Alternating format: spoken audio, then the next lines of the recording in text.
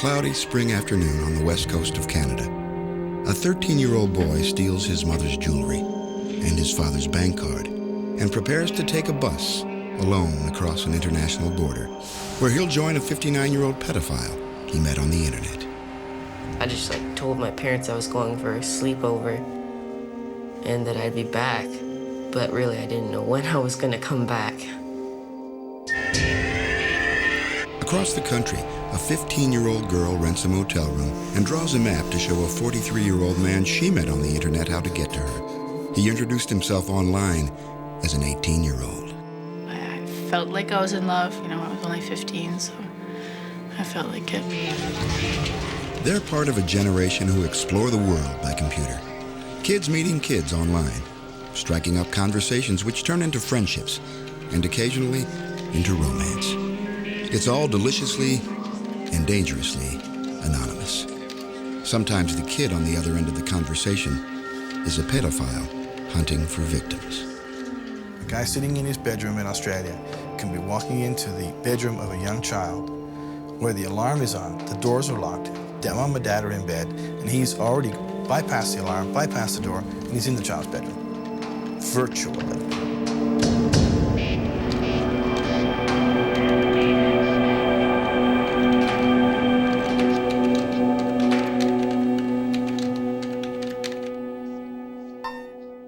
Stephanie is 15 years old when she falls for a boy online. At least she thinks he's a boy.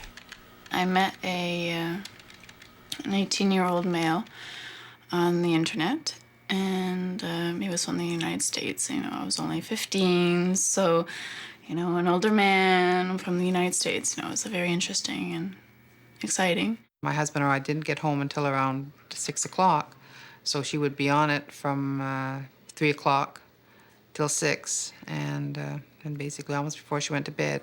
It isn't that much is missing from Stephanie's life. She has plenty of friends, and at first, her internet flirtation just adds a little spice. But it begins to take over. I was addicted to it. It was something that if I didn't go through a day without it, it was, I was missing something in my day if I was not going on it. When her parents ask about this engrossing new relationship, Stephanie tells what she thinks is the truth. She was talking to this 18-year-old, and he was down in the States, and it was quite enthralled with him and carried on. But she'd had a couple of them. She'd had a couple of steady conversations with certain people. I really believed he was 18. I was using Love, just L-O-V-E, and he was using the handle Jeff. Gradually, the online relationship becomes more important than her real friends.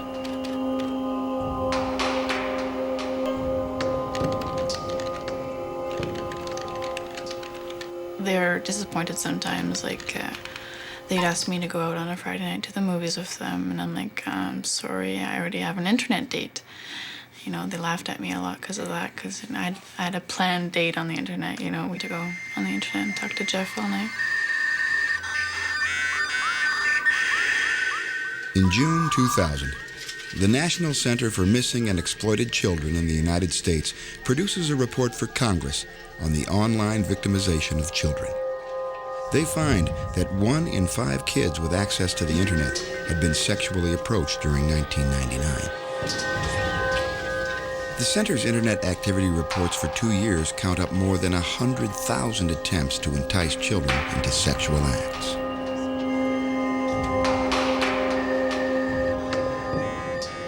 You've probably all been to a site where you clicked on it quite innocently and you were rolled over. Keith Daniels is a former policeman who now teaches police how to catch cyber criminals.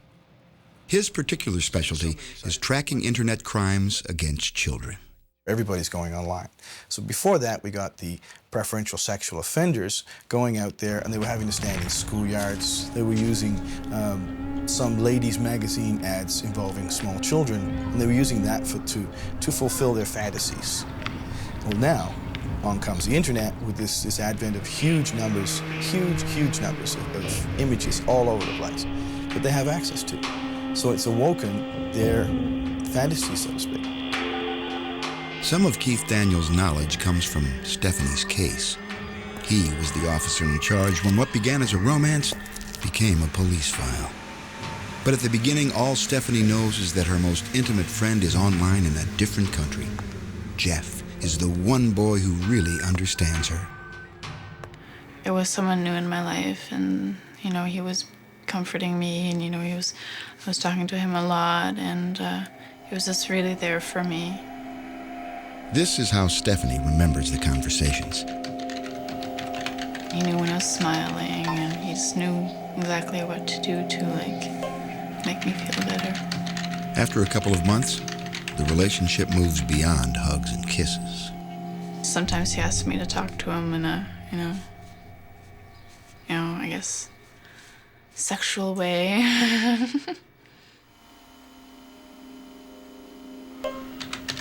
Sometimes, I guess you can say, he'd be masturbating on his own side and I didn't know about it, It was all his. I didn't enjoy it, whatever. I was just doing it for him. I guess he was enjoying it on his side of the computer. A pedophile recently released from prison agreed to be interviewed for this documentary. He has just finished serving 15 months for distributing child pornography over the internet. He's out on probation, but there are conditions. He's not allowed contact with anyone under 14, even indirectly. He's not allowed access to the internet. He can't even own a computer. In real life, as on the net, he remains anonymous. But he's candid about how pedophiles use the internet as a tool for finding and luring children. A child that spends a lot of time on the internet would, for starters, be a very good target, because that means they're lonely and they're probably not being well supervised by their parents. After a while of watching them, you get to know what their hobbies are, what their interests are, and stuff like that from how they talk in the conversations. And you try and just change how you present yourself to be similar to what their interests are. If you have a lot of time, and if it's obvious that they're spending a lot of time, there's no rush to get anything going. Once a relationship with a child is established, a predator begins to desensitize them to things sexual. For an older child in the teens, you might want to send adult pornography to entice sexual curiosity and maybe make them more interested sexually. If it's a younger child, you're targeting 10, 12 years old, you might want to send some type of child pornography to ease any fears that they may have about sex. Even if he doesn't intend a real-life meeting, a pedophile may lead a child into a pornographic nightmare without setting foot in your home.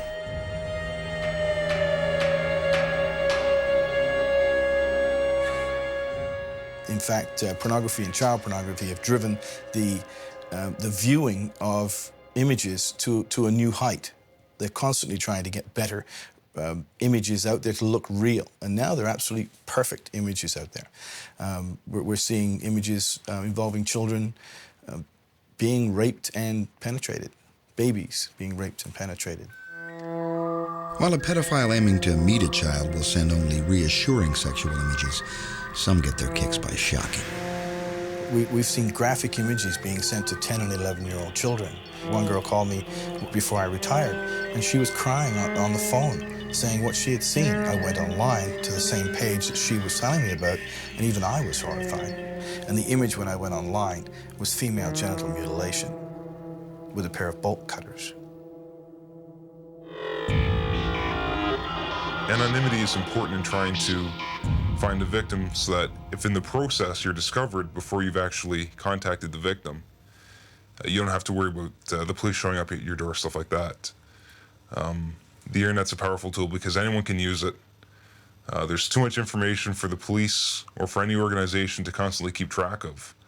So you can pretty much get away with anything.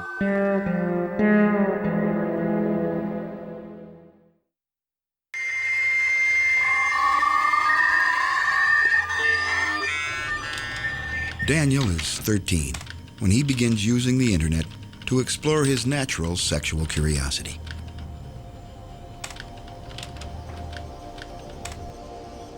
Really, no one's monitoring it. So, really can talk about anything. At this stage of his life, Daniel is lonely. His family had moved recently, and he hasn't yet made new friends. That's in real life. But on the net, life is good. He has lots of buddies, and even one close friend, a kid his own age, Sailor, 13.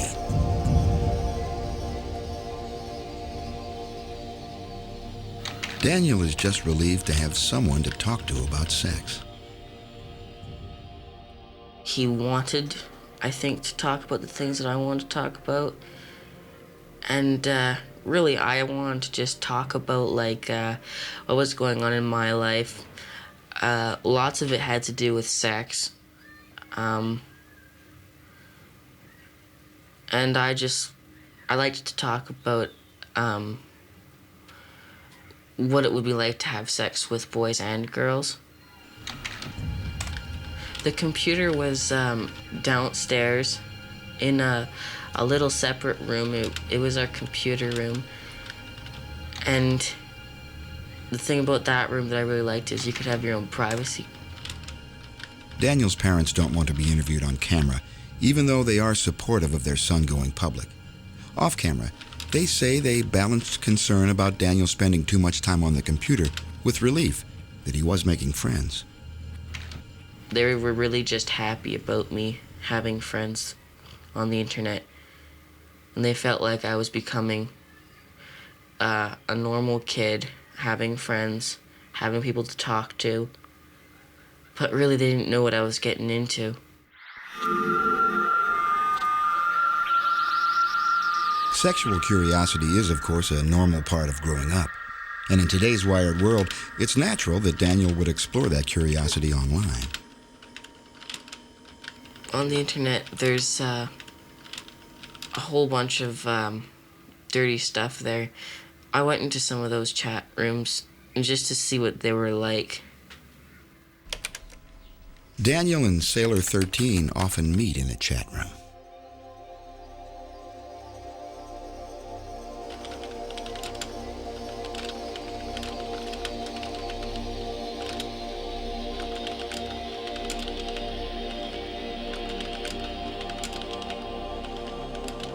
He told me that he was attracted to other boys and that he only wanted to have sex with boys.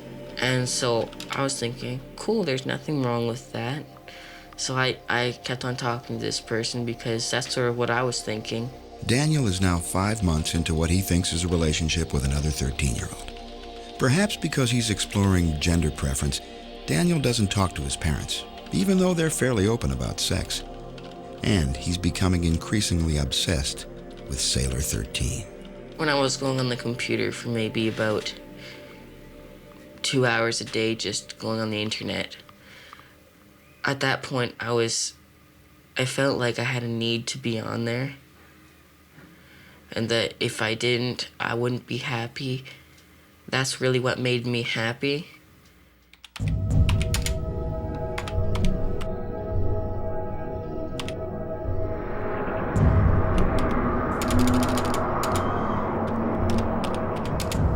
Pedophile can take many months to actually groom a child.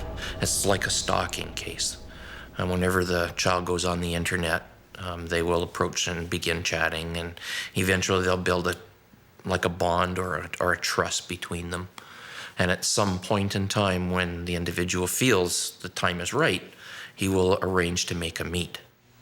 Detective Bruce Hedridge is an internet investigator in Vancouver. As part of his job, he goes into internet chat rooms, undercover, stalking the stalkers. Today, he's assumed the identity of a preteen girl, Jenny, 12. If I log on as a young boy or a young girl, and when I go into certain chat rooms, it doesn't take very long for people to start conversations with me. Those conversations quite often will turn sexual very quickly.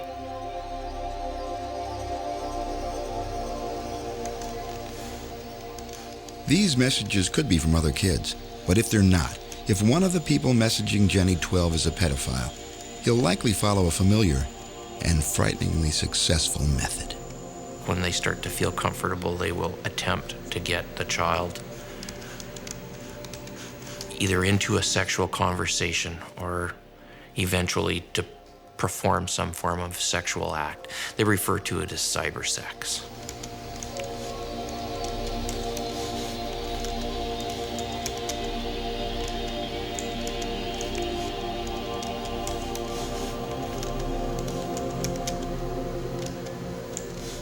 You as a mother heard a knock at your door, you went to the door and there was some guy standing there with a brown paper bag over his head.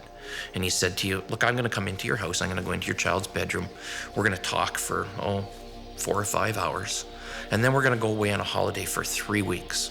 And I'm not gonna tell you what we're gonna talk about or where we're gonna go. Are you gonna let this guy in your house? If the computer is in your child's bedroom, you've just done that.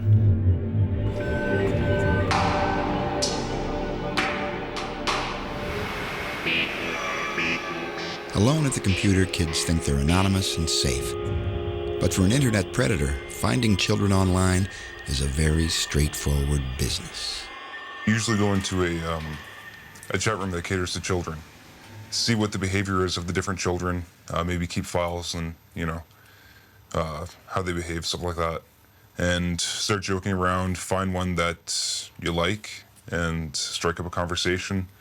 Of course, the whole while pretending you're a child so that their alarm isn't raised and they don't get suspicious or paranoid. When parents do find out about their child's online encounter with a predator, they often have no idea what to do about it. Some will find their way to Kelly Beatty. A nurse by profession, she's deputy executive director of a volunteer organization called Cyber Angels. We receive tips. We check out the sites to make sure they qualify as to what is child pornography, or if someone is luring a child. Cyber Angels grew from 12 volunteers in the mid-90s to over 7,000 worldwide today. Angels get hundreds of requests a day for help with internet issues like fraud and stalking and child pornography. And about once a month, they help find a kid who's run off to meet someone they met online. Children are naturally curious, and they will, just like they look up dirty words in the dictionary, they'll have a tendency to use search engines on the web for the same thing, and that's pretty normal of kids to do. And if they're typing the right things, the right kind of keywords, they can come across child pornography. They can come across things like bestiality. It's a very obscene behavior with pictures. When I first became a member of Cyber Angels, to see that number of channels openly trading child pornography just blew me away. There were pictures of babies that were being molested. I mean, bottle-feeding babies. They weren't little kids, they were babies. When a child goes to find a list of internet chat rooms, graphic images are just a couple of mouse clicks away, and graphic phrases are right there. A general search for chat rooms on the main servers will turn up over 15,000 chat rooms. The sex channels are always what you see first. Exclamation marks and symbols keep them at the top of the alphabetical list. And the list goes on and on.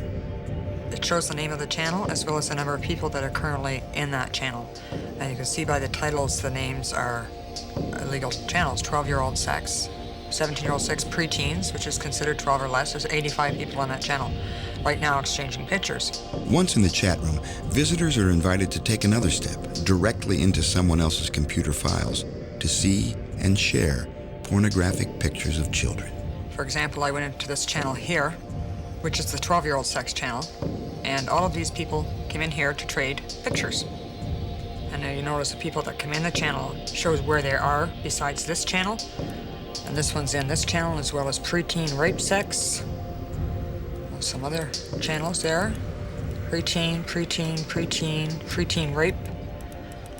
So they're not just sitting in one channel downloading, they're sitting in lots of channels downloading at the same time.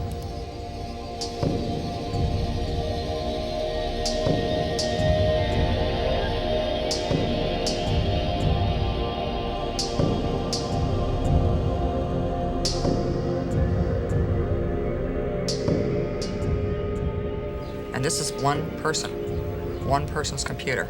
This is just one spoke of the wheel. A Penthouse magazine is never going to come and knock on your door. But if they're online and they're talking to someone who they think is 15 and is actually a child predator and they met them in a sex room, because that's where they hang out, then that could pose a real life threat to your child. We hook them up to the internet and we shut the door, and they're quiet. For a long time, we think this is a good thing. They're just playing on the computer. What can they possibly do? They're letting the entire world into their house.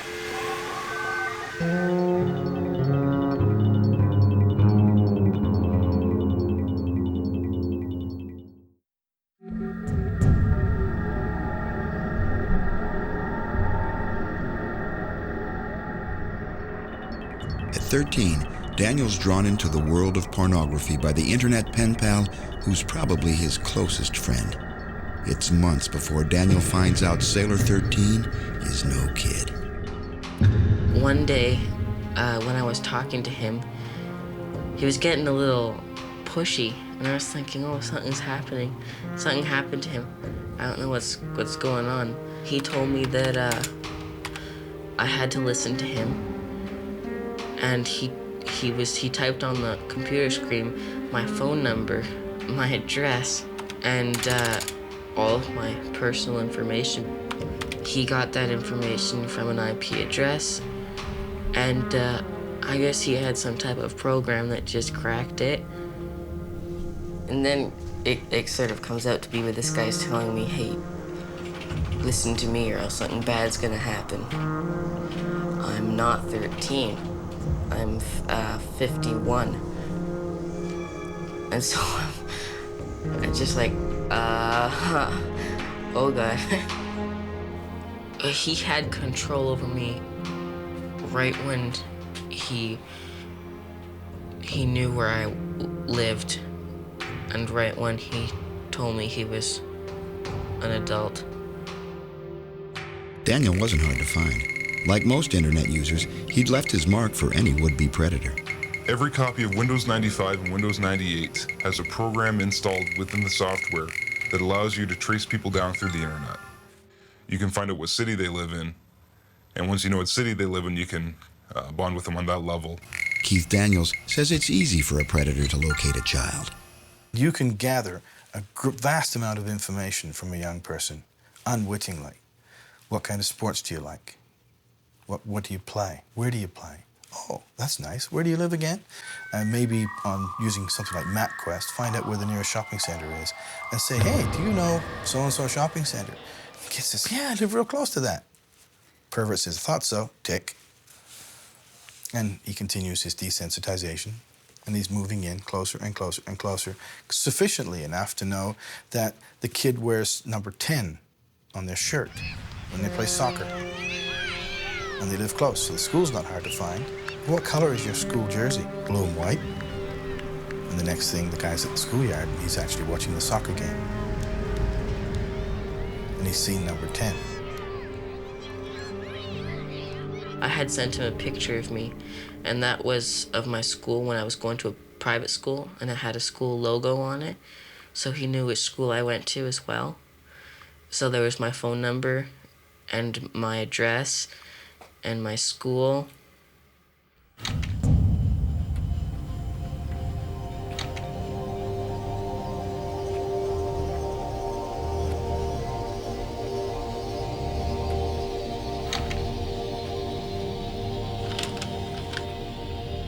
When I found out he wasn't 13, I felt really disgusted when he wanted me to talk about sex. He would ask me to look at pictures that he'd send me and tell him what I saw. They were pornographic pictures of little boys.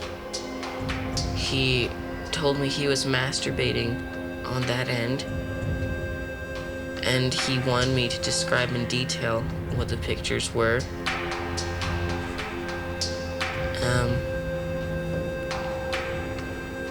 Later on, he'd want me to touch myself, and he'd also want me to say what I was gonna do to him if we met or if I was over there. And he would tell me what he wanted to do to me. I felt that I had to sort of do what he wanted to, because I was very frightened. I was just, it was something that I've never felt before. I also didn't want to tell my parents about what was going on because we were talking about sex and I hadn't told them really a lot about what I was thinking about other boys.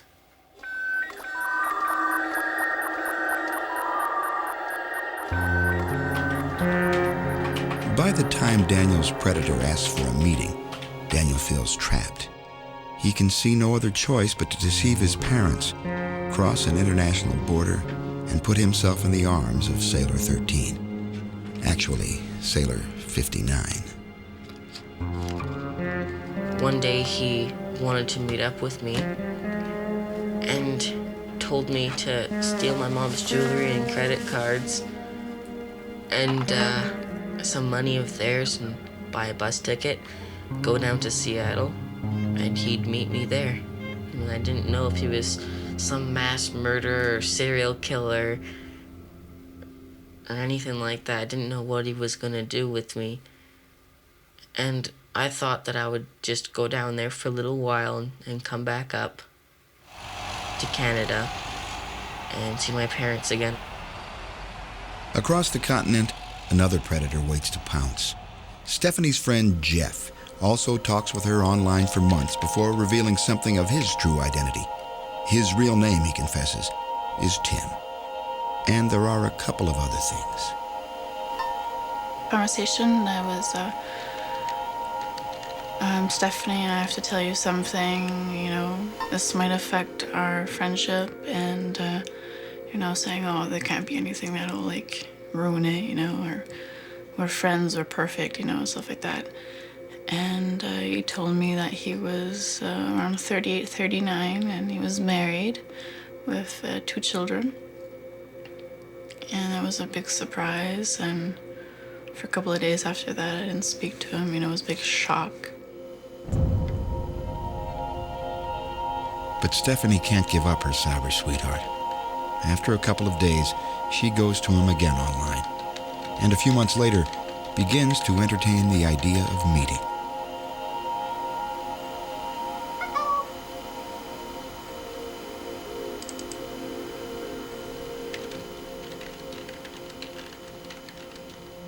It was about 5 to 6 months when we finally decided, how about we meet, he'd come do the trip to Ottawa. I made reservations at a local motel, and I drew a map for him from the border all the way up to Ottawa. And I pointed out the motel for him. And I pointed out little things where I live and stuff like that. And I guess I shouldn't, because he now knows where I live. Stephanie's mother knows her daughter wants to meet this internet pen pal, but she doesn't know his real age.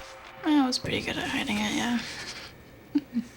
The young fellow had basically, to me, had stayed the age of 18, but she kept telling me that he was going to come to Ottawa and she was going to meet him downtown and get in a car with him.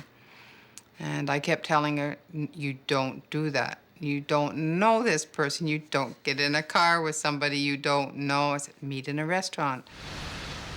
Stephanie arranges to meet Tim for the first time on a Friday afternoon in November. She's booked a room for him in a motel just off the highway. In school, on the day before Tim's to arrive, Stephanie writes her best friend a note expressing excitement about the upcoming date and alluding to Tim's age. The friend's mother sees the note and calls Stephanie's mother. I knew my mom knew because she had called me and he told me, and she was in tears, what's going on, as if he's 38, Stephanie, what have you done? Without telling her daughter, Lorraine calls the police and then decides to go with Stephanie to meet the stranger. I couldn't turn around and say, no, you're not going to meet him. Your curiosity would be there. I've been talking to this person for ages. Why can't I go meet them? So to satisfy her interest, it's like, okay, let's go meet him, but meet him on our terms, not your terms or his terms? I was the only person in the high-tech crime unit at the time, so any calls that came in involving child exploitation at all and the internet involved me. So, unbeknownst to Stephanie, the police also planned to be at the rendezvous. At 4 p.m. Friday afternoon, Lorraine and Stephanie drive to the motel and sit in the parking lot, waiting for Tim to arrive. We went to the hotel. We parked in front of the hotel.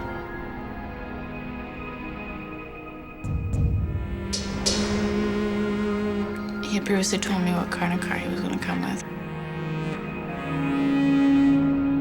While Stephanie's predator has by now admitted he's not 18, she's expecting a good-looking 38-year-old. Like I was 15, I think, if you think of actors that are like 38, they look all handsome, and we saw him coming, and, like, oh my God, that's him, and the guy was kind of old, ratty looking. Stephanie now realizes she is not in a romantic comedy. It was kind of scary, so I'm like, okay, Mom, I want to go home now. I want to go home, His red sports car was a red, rusty Nissan Sentra, and he had his little sex toys and everything in the back of the car when he arrived at the hotel. The police don't arrest him, since Stephanie's more than 14, and it looks like the relationship is consensual. But they do take him in for questioning, and find out he's actually 43, and lives in Pennsylvania with his wife and 3 children. The oldest is Stephanie's age. Stephanie, too, goes to the police station for questioning. Police videotape the interview, as is their policy in abuse cases involving a child. Sexual stuff, yeah. Tell us about that, please. It's called cyber sex. Cyber sex, okay. Our issue with her was that you may well have been dead. Had your friend not have told her mother, and had her mother not have told your mother, you may well have been in that motel room dead.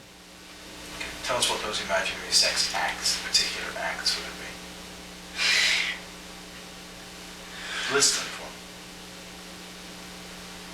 me. A lot of stuff. Foreplay, intercourse, the whole thing.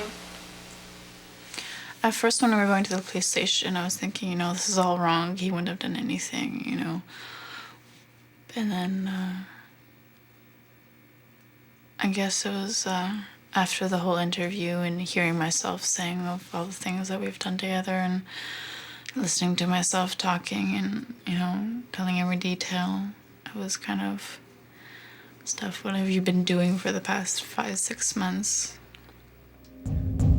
Tim is sent home. Police hope he'll face charges under a U.S. law designed to stop travel outside the states for sex with a minor, but he's never charged. It's a reality. It's there. And that's what's happening every single day to our children.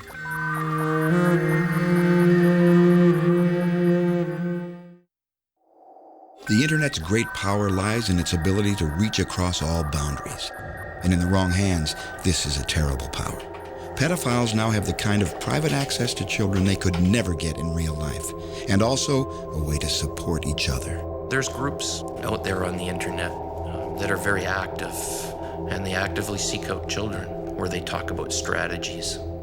They teach each other, as well as reinforce their beliefs. They validate each other's opinions and feelings that what they're doing is good. Day after day, Detective Bruce Hedridge presents himself as bait to online pedophiles. He surfs and waits, watching, talking, keeping track. His police partners around the globe do the same. And when they identify a predator, the predator then becomes prey. The man with the gray hair and striped shirt is a Michigan robotics engineer who's arranged online to meet a 9-year-old girl through an internet child prostitution ring. You brought a video camera too. Oh, all right. Actually, it was digital. Oh, okay. Wow. A digital camera means the pictures of this pedophile's encounter with a 9-year-old can easily be shown on the net. He's also bought presents for his victim, a black garter belt, and a bracelet engraved with her name, Sandy. But the 2 dealers he's talking to are actually undercover police. Well, ready? Yes. Okay. Sandy? Come on in. Sheriff's Department, you're under arrest. Get down. Get your hands behind your back. Get your hands behind your back. Do it now. You're not a bad person. Mr. Martin, I'm Detective DiMatteo with the San Bernardino County Sheriff's Department in California. And I have been assigned to our crimes against children detail. This predator is charged and convicted with attempting to engage in lewd acts with a child. He's serving 5 to 20 in state prison in Michigan.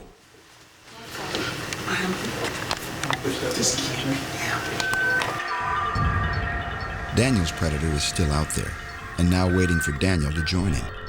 After months of a deepening and darkening online relationship with Sailor 13, Daniel prepares to meet his predator.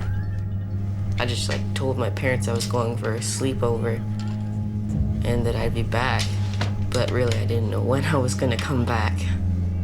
Daniel's parents look in his bag to make sure he has his toothbrush and find his mother's jewelry as well as their credit cards and Daniel's passport. I was crying at that moment, and they didn't know really what was going on. They were confused. I was confused. I was scared. I didn't know what was gonna happen, so I just blurted it all out. Daniel confesses that this is no ordinary sleepover, that he's planning to take a bus from his hometown to the city of Vancouver, and from there, across the border to meet a 59-year-old stranger who is sexually interested in young boys. Daniel's father goes on the net looking for Sailor 13. He finds his real name, Donald Roberts, his phone number, and his address, and then contacts police. The call comes to Sergeant Terry Moss, who immediately gets a warrant to search the boat on which Roberts lives. We knew that there'd be evidence there of these crimes that we believed occurred or were about to occur, either on his boat or in his computer. What we did is we spent a little bit of time at a point above the marina watching, just to see what his activities were. And while we were there watching, we noticed a small handful of boys that were on his boat fishing and milling around the docks and just kind of hanging out there with Mr. Roberts. At the police station, Roberts admits that he's been communicating with Daniel, but he tries to make it sound harmless. On the internet, chatting with them called Freaktel. Period of time, talk about things that how old? Yeah, I think he's 12. This on the topic. How old is it on the full rest? About that. Donald Roberts' computer contains the evidence of his relationship with Daniel, and so much more. It is a pedophile's library and communication system, file after file of child pornography, and correspondence between Roberts and other boys he was befriending. Don Roberts was able to get on the internet and talk to kids from all parts of this planet, groom victims, people that he could engage in sexual contact with, and for the most part, I believe those were minors. Once my parents started questioning me and the police started questioning me, and once everything was really getting to be real serious about this, I was thinking, oh my God, what have I done? I sort of then realized that my life was in jeopardy. I had realized that he sort of got me trapped into talking to him and addicted because it was just a thing to do.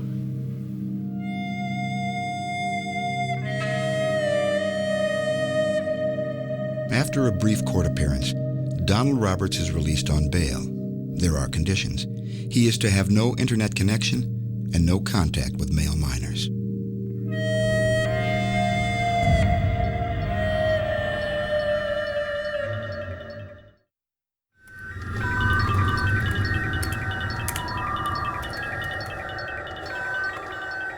We had concerns all along that Mr. Roberts may be violating the terms of his release by using a computer, talking to other people on the internet, which were all violations of his release agreement. Roberts feels the circle closing in. He's off the boat taking a shower when a friend phones and leaves the message that police have again been snooping around. Roberts returns to the boat and hears the message that signals his career as an internet predator is over. Looked to us like he just came back from the shower and put his stuff on the deck, played the message from the answering machine, heard the message that the people know about your case, and until it's resolved, don't come down here anymore. A little while later, the gunshots heard, and that day we found his body down at the docks. For Daniel, it's a horrible end to the most difficult chapter of his young life. But at least it is an end.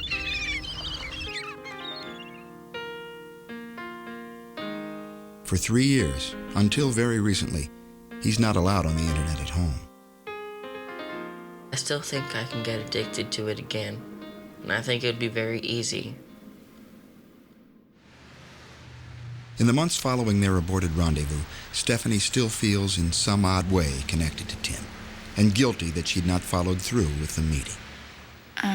But I was kind of disappointed for him that he didn't get to meet me, or the whole, he drove here and he saw nothing, you know. He saw a hotel room and the police station, and that was all. And went home.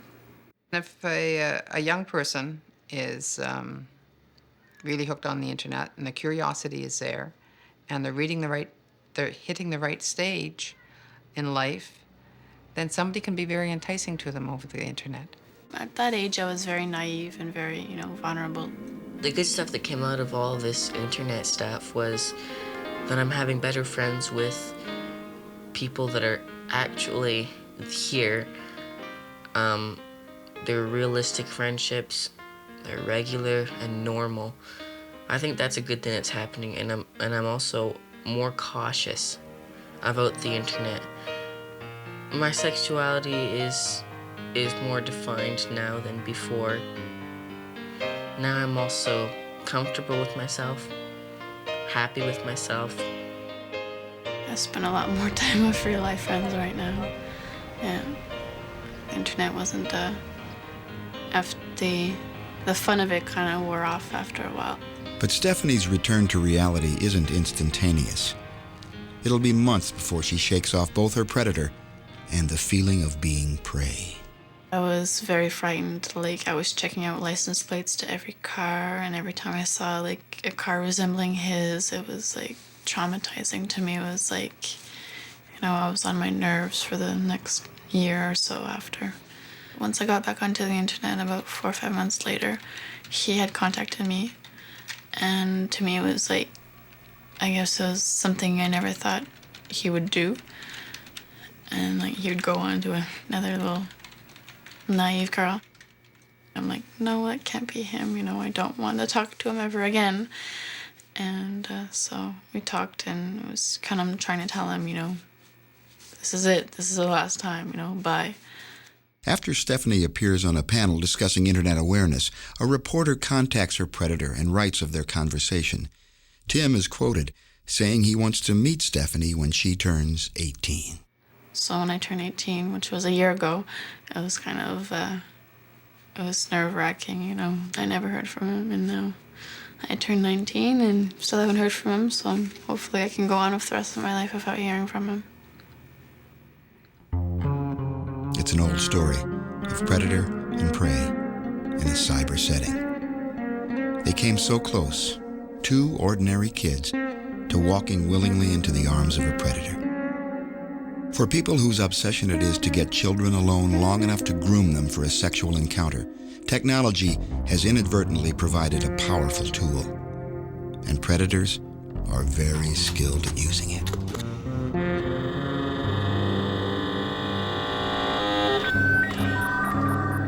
The pervert is coming through that door, even though it's locked and closed and the alarm is on. He's coming through the door, he's marching up the stairs and walking into the child's bedroom. There's lots of kids on the internet. You could talk to hundreds. So if one turns you down, there's another one. You just have to look for her.